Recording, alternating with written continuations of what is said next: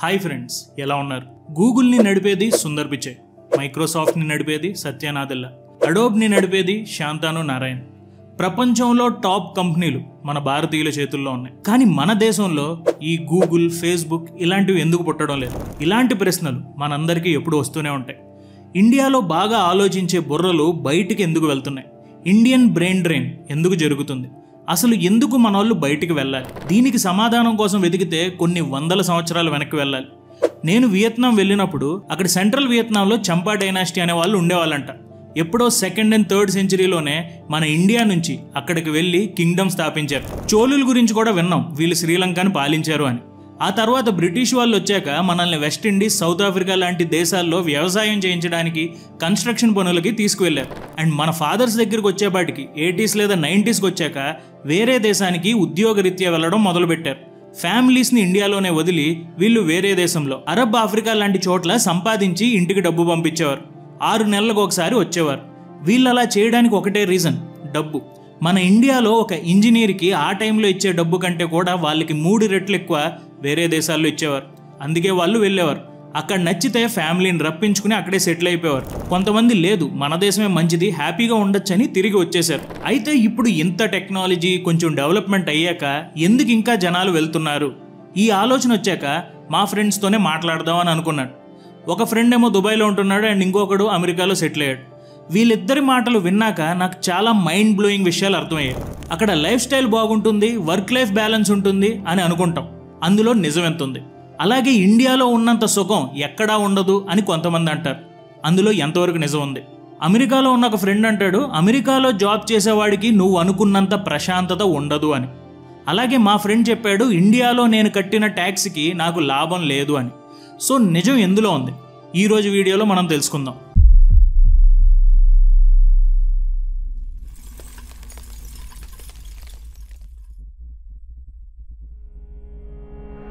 అసలు ముందుగా why are they going? నా ఫ్రెండ్ ఒక సాఫ్ట్వేర్ ఇంజనీర్, అతని భార్య డాక్టర్. వాళ్ళిద్దరూ ఇండియాలోనే ఒక మంచి ఉద్యోగాల్లో ఉండేవారు. కానీ వాళ్ళకి ఎప్పుడూ ఒక సందేహం వెంటాడేది, మన దేశంలో మన ఎఫర్ట్స్కి తగ్గ వాల్యూ ఉందా అని. నా ఫ్రెండ్ ఏమంటాడంటే, నా భార్య డాక్టర్, ప్రాణాలు కాపాడే డాక్టర్, కానీ ఆమెకి ఇచ్చే ఉద్యోగం ఒక కొత్తగా జాయిన్ అయిన ఐటీ ఉద్యోగి కంటే కూడా తక్కువ. కానీ దుబాయ్లో ఆమె చేసే ఉద్యోగానికి గవర్నమెంట్ చాలా మంచి విలువిస్తుంది, ఎక్కువ శాలరీ ఇస్తుంది. అలాగే నేను హైదరాబాద్లో సాఫ్ట్వేర్ కంపెనీలో పనిచేసే దానికన్నా 2 రెట్లు ఎక్కువ జీతం నాకు ఇక్కడ ఇస్తున్నారు. సో వాల్యూ ఎక్కడుంది? దుబాయ్లోనే ఉంది కదా అని అంటున్నాడు. అలాగే వాడు చెప్పి ఇంకొక పాయింట్ ఏంటంటే ట్యాక్స్ బర్డన్. ఈ ట్యాక్స్ అనే విషయం నా ఫ్రెండ్కి చాలా చిరాకు తీసుకొచ్చింది.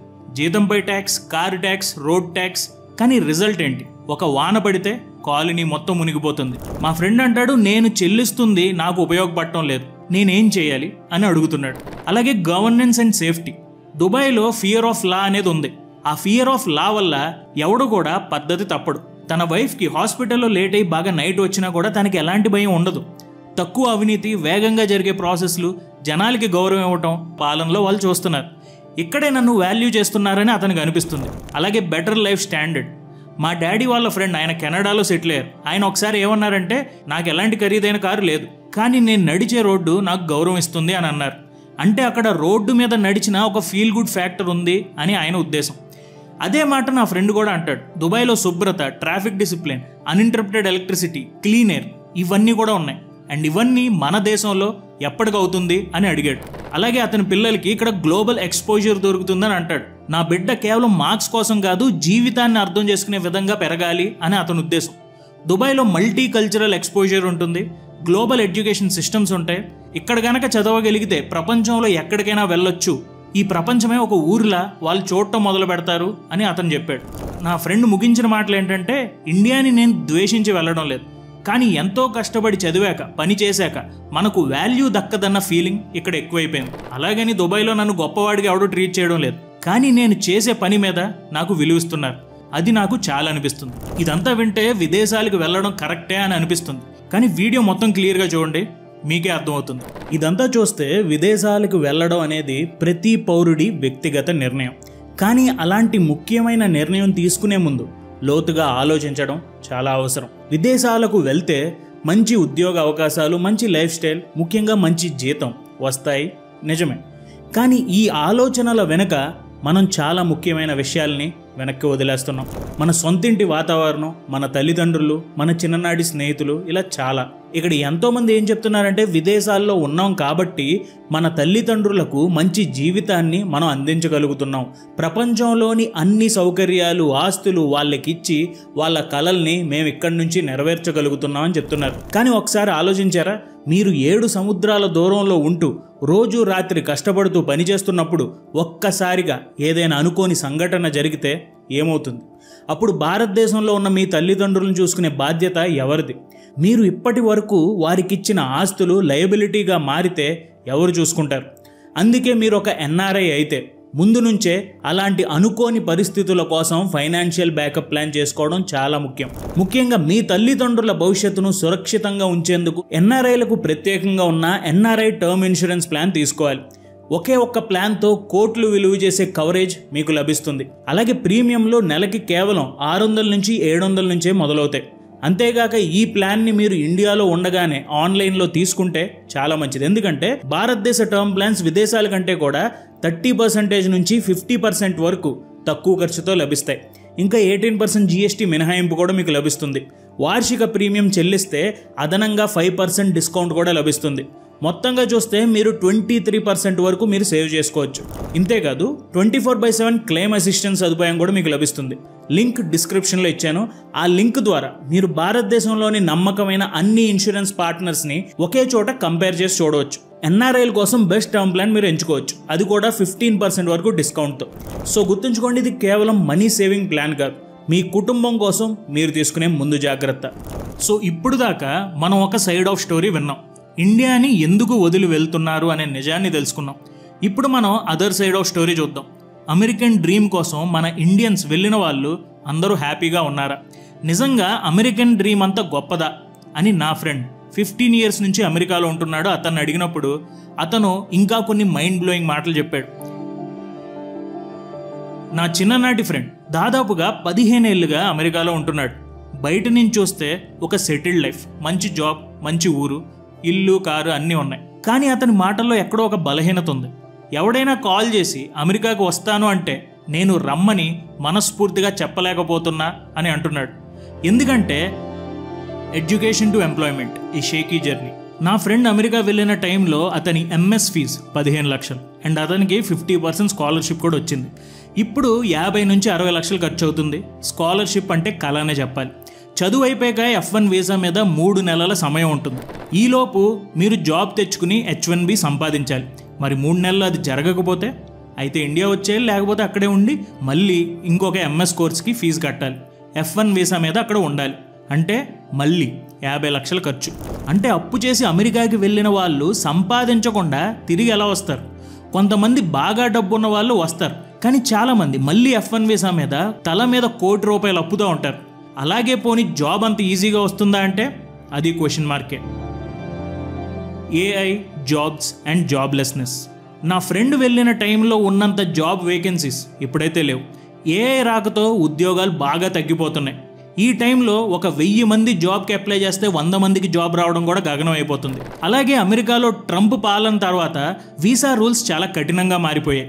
చదువుకునే వాళ్ళు ఒక వారంలో 20 గంటల కంటే ఎక్కువ పని చేయకూడదు. ఒక్కసారైనా సరే ఏదైనా తప్పు చేసి, ట్రాఫిక్ రూల్ వయోలేట్ చేసి, లేకపోతే ఎక్స్ట్రా అవర్స్ పనిచేసి దొరికితే H1B మర్చిపోవచ్చు. అండ్ ట్రంప్ గెలిచిన తర్వాత అక్కడ ఉన్న ఇండియన్ బిజినెస్ ఓనర్స్, లైక్ ఎగ్జాంపుల్కి ఇండియన్ రెస్టారెంట్ నడిపే వాళ్ళకి డైరెక్ట్గా ఒకటే చెప్తున్నారు, మీరు ఈ దేశానికి వచ్చి వ్యాపారం చేసుకుంటున్నారు మంచిదే, కానీ మీరు ముందు మీ రెస్టారెంట్లో అమెరికన్స్కి ముందు ఛాన్స్ ఇవ్వాలి. ముందు అమెరికన్స్కి ఛాన్స్ ఇవ్వకుండా ఇండియన్ స్టూడెంట్స్కి ఇస్తాము అంటే ఊరుకోము అని చెప్తున్నారు.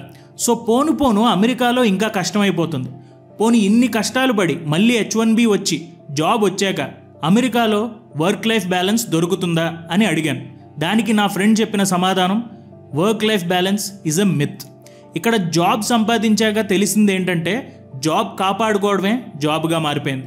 మా ఫ్రెండ్కి తెలిసిన ఒక బాగా వెల్ సెటిల్డ్ ఇండియన్ అమెరికాలో మంచి కంపెనీలో చేస్తున్నాడు. అయితే అతని లైఫ్ అంత ఈజీ కాదు. ఉదయం 8 నుంచి సాయంత్రం 8 దాకా కాల్స్లోనే గడిపేస్తాడు. పెద్ద పెద్ద మేనేజర్ పొజిషన్లో ఉన్నా కూడా తన జాబ్ కోసం పగలు రాత్రి కష్టపడాల్సిందే. అండ్ ఇండియన్స్ బాగా పనిచేస్తారు అనే పేరు మీద మన మధ్య మనకే పోటీ పెడుతున్నారు.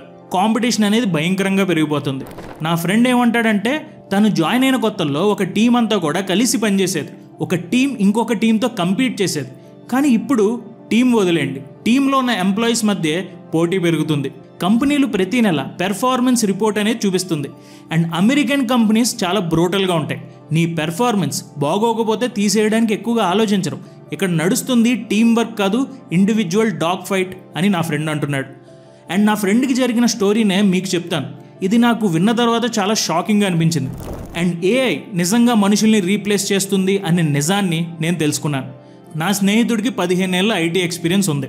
అయితే తన కంపెనీ వాళ్ళు తనకి ఒక ఏఐ టూల్ ఉపయోగించమని, దాని ద్వారా పని చేయమని నా ఫ్రెండ్కి సజెస్ట్ చేశారు. అయితే మావాడు సర్లేని వదిలేశాడు. కనీసం లాగిన్ కూడా చేయలేదు. ఆ ఏఐ టూల్ వాడకుండానే అతను పనిచేయడం మొదలుపెట్టాడు. ఎందుకంటే వాడు అనుకున్నాడు నాకు ప్రాక్టికల్ ఎక్స్పీరియన్స్ ఉంది, నాకు ఏఐ టూల్తో ఏం అవసరం అని అనుకున్నాడు. అయితే ఒక నెల తర్వాత వాళ్ళ కంపెనీ నుంచి ఒక కాల్ వచ్చింది. మీకు ప్రతి మంత్ ఏఐ టూల్కి మేము డబ్బులు కడుతున్నాం, మీరు ఎందుకు ఇది యూజ్ చేయడం లేదని అడిగారు.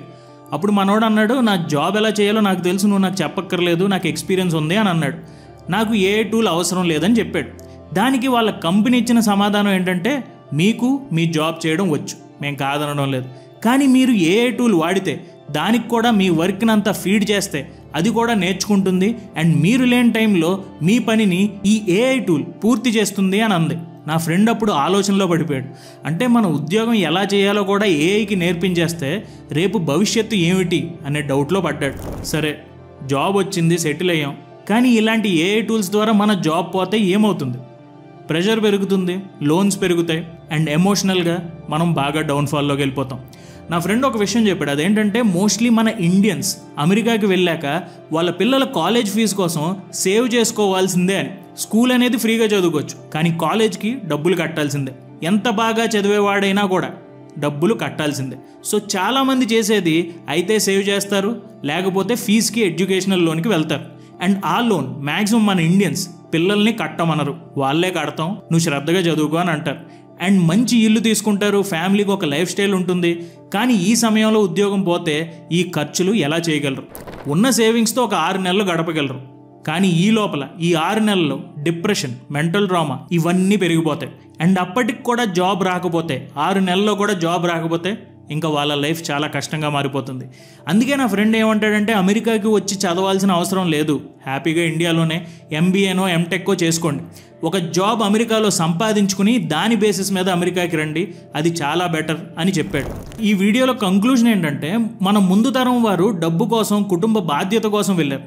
నా ఫ్రెండ్ దుబాయ్ వెళ్ళాడు, తనకి బెటర్ వాల్యూ ఇచ్చే సిస్టమ్ కోసం వెళ్ళాడు. ఇంకొక ఫ్రెండ్ ఏమో అమెరికాలో ఉన్నాడు, కానీ అనుకున్నంత సాఫీగా అయితే బయట లేదు అనే చెప్తున్నాడు. ఇప్పుడు వెళ్ళాలి అనుకునే వాళ్ళు, మీరు నిజంగా దేని వెనక పరుగు తీస్తున్నారు? జీవితానికి విలువ దక్కడానికి వెళ్తున్నారా, లేదా ఇండియాలో అవకాశాలు లేవని వెళ్తున్నారా? బయటికి వెళ్ళడం తప్పు కాదు, కానీ ఎందుకు వెళ్ళాలో తెలుసుకోవడం మంచిది. ఎందుకంటే జీవిత ప్రయాణం ఫ్లైట్ టికెట్తో కాకుండా క్లియర్ విజన్తో ముందుకు వెళ్ళాలి. డబ్బులు పెడితే ఫ్లైట్ టికెట్ వస్తుంది, కానీ క్లియర్ విజన్ ఉంటేనే హ్యాపీ లైఫ్ ఉంటుంది. సో మీరు కనుక బయటికి వెళ్దామని అనుకుంటే మీ క్లియర్ విజన్ ఏమిటి అనేది చూడండి. సో మీకు ఈ వీడియో ఎలా అనిపించింది, మీకు ఏమైనా ఉపయోగకరంగా ఉందంటే కామెంట్స్లో నాకు తెలియజేయండి. అండ్ వీడియోని లైక్ చేయడం మర్చిపోకండి. Thank you so much for watching our videos. జై హింద్. అలాగే మీరు కనుక ఎన్ఆర్ఐ అయితే, మీ ఫ్యామిలీ ఇండియాలో ఉంటే, వాళ్ళ కోసం మీరు కనుక మంచి టర్మ్ ప్లాన్ గురించి ఆలోచిస్తుంటే డిస్క్రిప్షన్లో ఒక లింక్ ఇచ్చాను, దాన్ని క్లిక్ చేసి మీకు నచ్చిన టర్మ్ ప్లాన్ని సెలెక్ట్ చేసుకోండి.